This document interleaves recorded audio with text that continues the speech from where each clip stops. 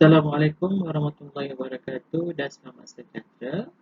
Sekali lagi kita bertemu dalam PDPR Bahasa Melayu tingkatan 4 dan untuk hari ini kita akan belajar kemahiran menulis berdasarkan standard pembelajaran 3.4.1.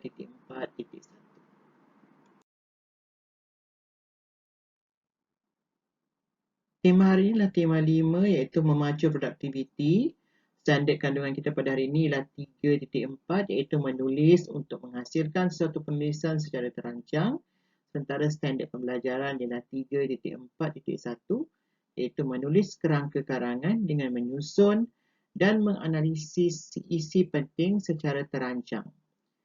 Antara objektif pembelajaran kita pada hari ini yang pertama ialah murid dapat menulis kerangka karangan dengan menyusun dan menganalisis isi penting secara terancang. Yang kedua, murid dapat menulis untuk menghasilkan karangan dengan wacana yang lengkap dan bahasa yang dramatis. Untuk aktiviti bagi kemahiran menulis hari ini ialah kamu akan menjawab soalan berdasarkan soalan dalam format tulisan SPM iaitu berdasarkan bahan rangsangan. Soalan yang saya berikan ni ialah maklumat di bawah berkaitan industri kraftangan. Huraikan pendapat anda tentang industri kraftangan di Malaysia.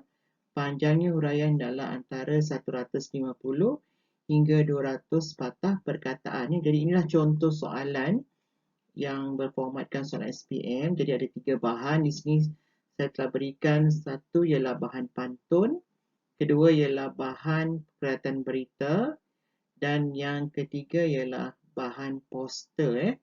Jadi untuk menjawab soalan ini kamu perlu menganalisis setiap bahan yang diberikan untuk kamu mencari maklumat tersurat dan tersirat yang terkandung dalam petikan untuk kamu menghuraikan apakah isi yang sesuai dengan tema bagi soalan ini. Temanya ialah industri kraftangan di Malaysia. Jadi inilah tema untuk soalan ini, tapi untuk isi kamu kena menganalisis maklumat yang terdapat dalam bahan rangsangan yang diberikan. Jadi untuk menganalisis bahan rangsangan ini, kamu kena menggunakan kemahiran yang telah kau pelajari iaitu kemahiran membaca untuk membaca, menelpasi dan menjelaskan maklumat tersurat dan tersirat dalam bahan. Jadi kita menganalisis satu persatu dulu bahan. Jadi kita lihat dulu bahan pantun. Jadi apakah maklumat tersurat dan tersirat yang terdapat dalam pantun ini?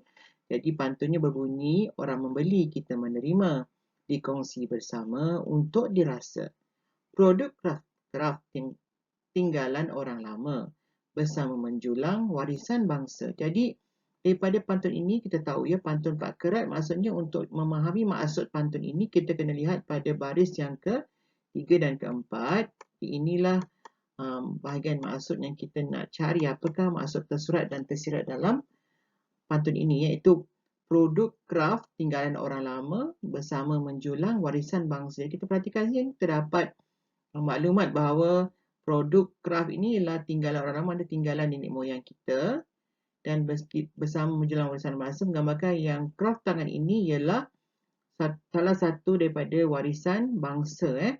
Jadi daripada maklumat inilah kita boleh menghuraikan maklumat yang tersurat dan tersirat dalam bahan ini. Yang tersurat kita boleh dapat tersurat ialah menjulang warisan bangsa ialah kepentingan. Jadi antara kepentingan melihara kraftangan adalah untuk menjulang warisan bangsa. Ini yang terdapat dalam petikan kerana merupakan tinggalan nenek moyang kita.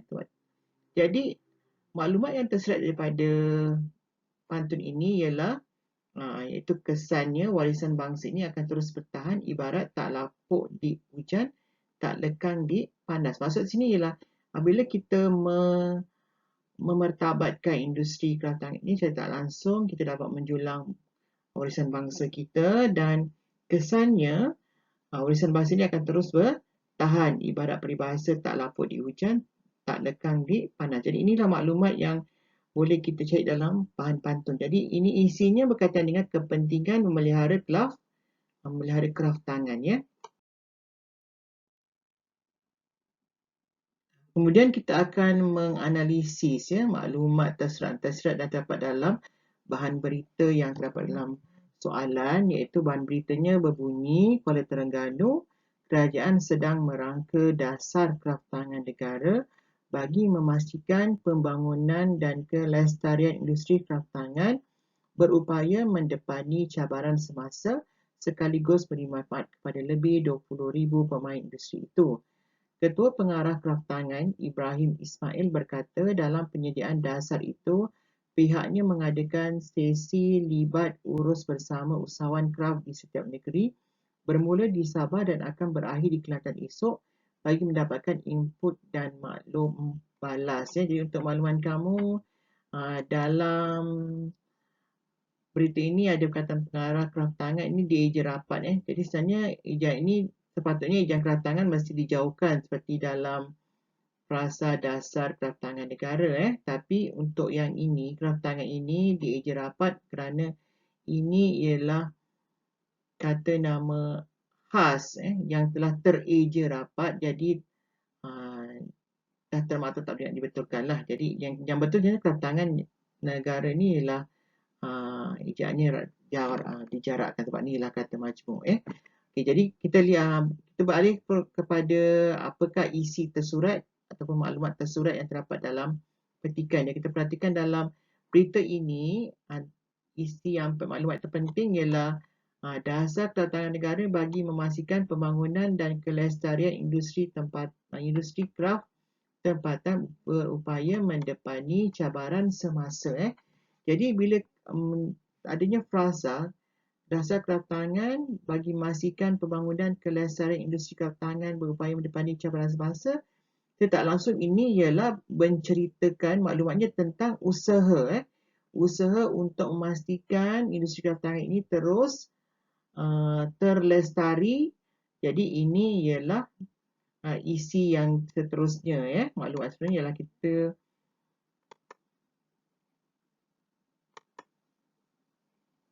iaitu kerajaan merangka dasar kraftangan negara bagi memastikan merupakan antara usaha untuk memastikan industri kraftangan negara mampu bertahan untuk mendepani atau menghadapi cabaran semasa dan memberi manfaat kepada lebih 20,000 pemain industri ini, menunjukkan bahawa usaha ini memberikan faedah kepada lebih 20,000 pemain industri kraftangan. Jadi ini ialah maklumat tersurat yang terdapat dalam petikan berita ini, yang intipati ceritanya ataupun kata kuncinya adalah tentang usaha.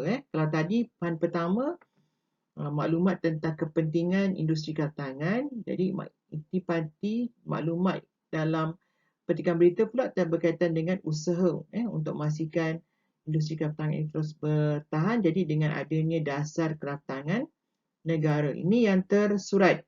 Yang tersiratnya ialah kesannya pengusaha dapat meningkatkan produktiviti, menghasilkan pelbagai inovasi dan meluaskan pasaran. Maksudnya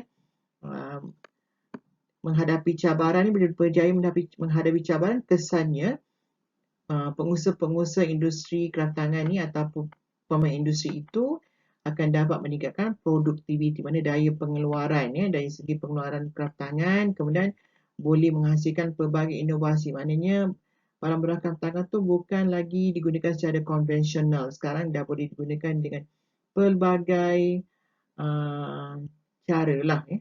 Contohnya kalau macam songkit, kain songkit kalau dijadikan pakaian, mungkin untuk inovasi dah dijadikan sebagai alat perhiasan. Contoh jadikan sebagai kipas ataupun jadikan sebagai beg tangan. Jadi itu antara inovasi yang dilakukan dan meluaskan pasar. Maksudnya dengan adanya dasar kraftangan negara ini, kraftangan tempatan bukan sahaja dijual dalam negara tapi mungkin dieksport ke luar negara sebagai produk eksport pula. Dan yang terakhir kita akan menganalisis pula poster yang menjadi bahan ketiga dalam soalan ini, iaitu poster tentang Hari Kraf Kebangsaan 2019. Di sini kita dapat lihat bahawa ada beberapa aktiviti yang dijalankan sepanjang Hari Kraf Kebangsaan 2019 ini dilaksanakan. Kalau kita nampak tu antara menjadikan jualan skraf, mengadakan pameran dan jualan produk craft ya, craft baharu, kemudian adanya demonstrasi craft, adanya bicara craft. Jadi ini antara pengisian dalam Hari Craft Kebangsaan ya. Jadi Hari Craft Kebangsaan ini kita boleh anggap sebagai intipatinya tentang usaha jugalah, usaha untuk memajukan industri craft tangan di Malaysia, industri craft tangan tempatan ya. Jadi untuk maklumat tersuratnya ada beberapa perkara dalam poster ini. Pertama ialah pihak kerajaan menerusi agensi Craft Tangan Malaysia menganjurkan Hari Craft Kebangsaan sebagai salah satu usaha untuk memajukan industri craft tangan di Malaysia. Jadi bahan yang ketiga ini sama isi ya, sama aspek dengan bahan yang kedua tadi, itu petikan berita iaitu berkaitan dengan usaha. Dan maklumat tersurat yang kita dapat lagi adalah aktiviti yang dijalankan dalam Hari Craft Kebangsaan tu, contohnya jualan craft dan demonstrasi membuat craft ya. Dan maklumat tersirat ialah hasil daripada penganjuran Hari Craft Kebangsaan 2019 ni, orang ramai akan lebih mengenali craft tangan tempatan ya. Kerana kata orang, tak kenal maka tak cinta ya. Jadi kita boleh masukkan ya, satu lagi peribahasa yang kita boleh masukkan dalam kita nak menguraikan isi karangan ya. Jadi kita telah pun menganalisis maklumat tersurat dalam bahan 1, bahan 2, bahan 3 yang kita akan jadikan poin dalam kita nak merangka karangan ya, karangan bagi tema dan industri craft tangan di Malaysia. Jadi setelah kamu menganalisis maklumat-maklumat yang tersurat dan tersirat yang terdapat dalam bahan untuk mengenal pasti ya apakah aspek yang boleh kamu huraikan untuk tugasan yang diberikan. Jadi seterusnya ialah seperti yang telah saya ajar kamu pada minggu yang lepas, ialah untuk sekarang kita perlu menganalisis dahulu kehendak soalan berdasarkan maklumat daripada soalan gunakan teknik TKKL, iaitu tema, kehendak soalan, kata kunci dan juga format. Jadi untuk tema bagi tugasan soalan ini ialah industri craft tangan di Malaysia yang ada dalam soalan tu secara tersurat. Soalnya kehendak soalan. Jadi kehendak soalan tu kita berdasarkan maklumat-maklumat tersurat dan tersirat yang terdapat dalam bahan rancangan yang telah diberikan. Jadi berdasarkan bahan rancangan yang pertama tadi, kita dapat isi ya, kehendak soalan ialah tentang kita boleh tulis tentang kepentingan industri craft tangan, dan dalam pantun itu tadi ada satu poin iaitu kepentingan industri craft tangan yang dapat menjulang warisan bangsa. Dan aspek kedua yang boleh kita huraikan dalam soalan karangan ini ialah usaha untuk majukan industri craft tangan kerana dalam petikan tadi kita dapat dua isi berdasarkan petikan berita dan juga berdasarkan poster. Kalau dalam poster tadi kita dapat usaha pertama ialah menganjurkan Hari Craft Tangan, Hari Craft Kebangsaan, dan berdasarkan petikan berita ialah usaha untuk majukan industri craft tangan ini ialah dengan merangka dasar craft tangan negara. Jadi di sini bermaksud kita ada 3 isi karangan. Pertama ialah kepentingannya ialah menjulang warisan bangsa. Kemudian 2 isi berkaitan dengan aspek usaha untuk majukan industri craft tangan ya. Jadi kita dapat poin kat situ. Kemudian seterusnya kata kunci yang kita kena faham, pertama ialah apa itu craft tangan. Dan yang kedua kita tahu bahawa craft tangan ini merujuk kepada craft tangan di Malaysia saja, tidak merujuk kepada negara-negara lain ya. Jadi ini kata kunci yang kita kena pegang, iaitu industri craft tangan ini ialah di Malaysia saja. Dan format, adakah karangan ini karangan berformat? Adakah karangan tidak berformat kerana tidak ada menyatakan apa-apa arahan berkaitan dengan format Jadi cuma karangan ni adalah karangan tiada format kerana karangan ni adalah karangan jenis pendapat.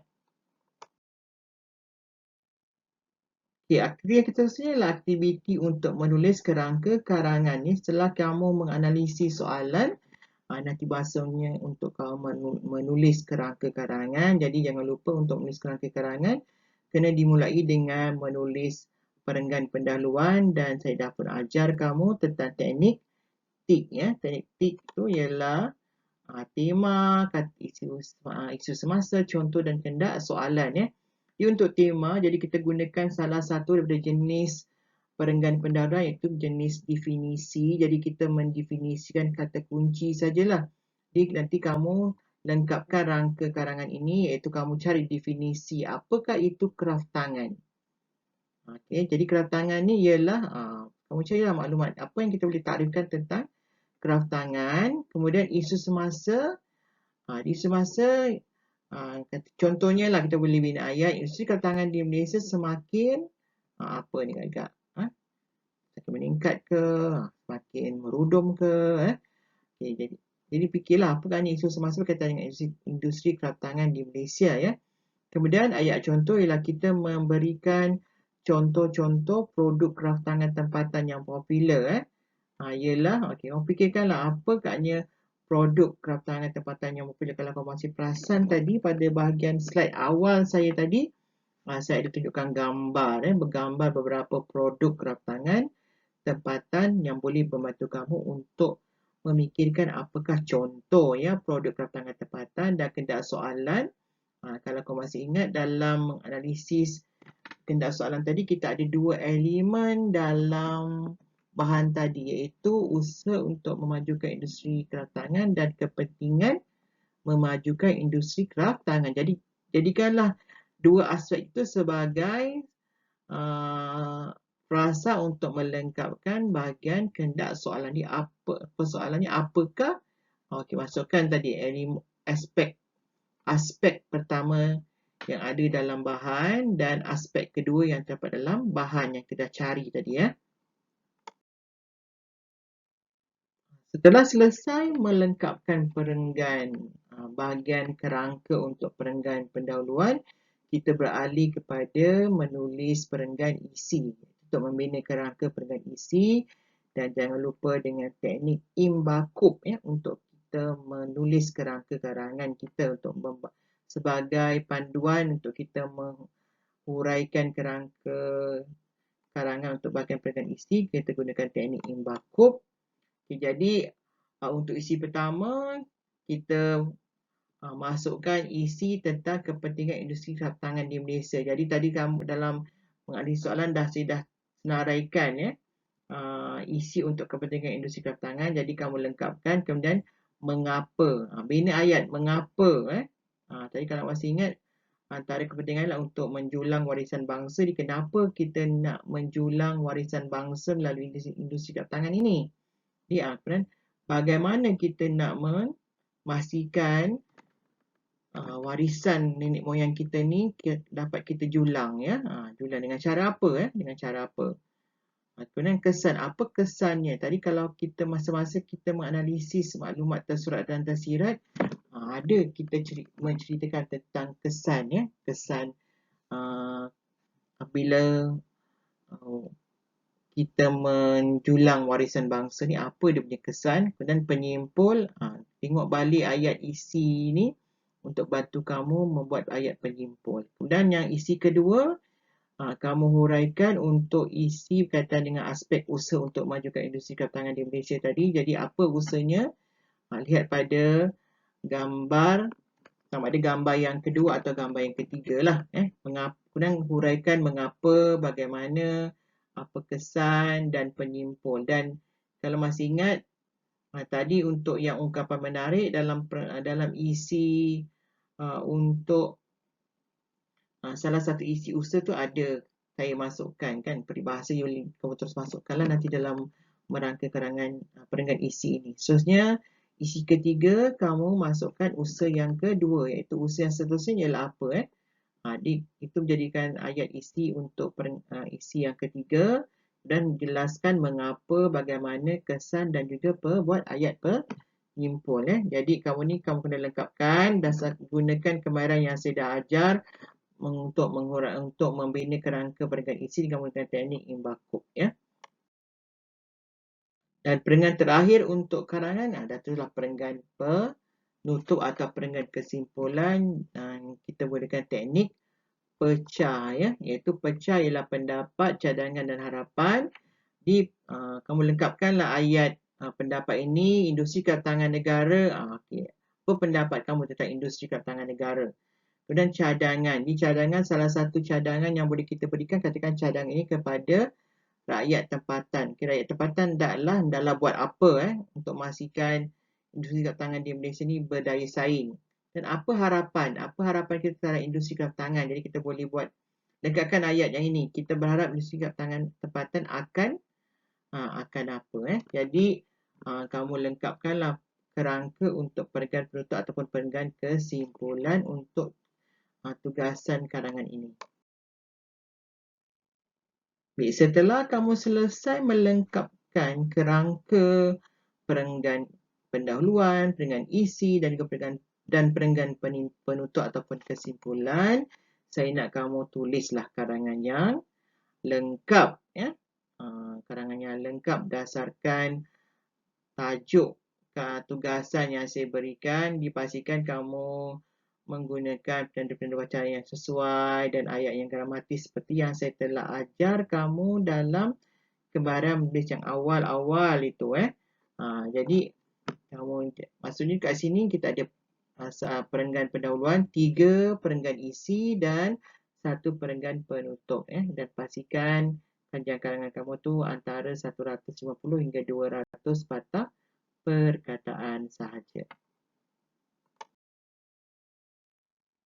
Okey, jadi itu saja untuk PDPR kita pada hari ini, iaitu kamu perlu melengkapkan kerangka karangan untuk tugasan berkaitan dengan tema industri kraftangan di Malaysia berdasarkan 2 aspek isi yang kita jumpa dari maklumat, iaitu pertama tentang kepentingan industri kraftangan dan usaha untuk memajukan industri kraftangan di Malaysia.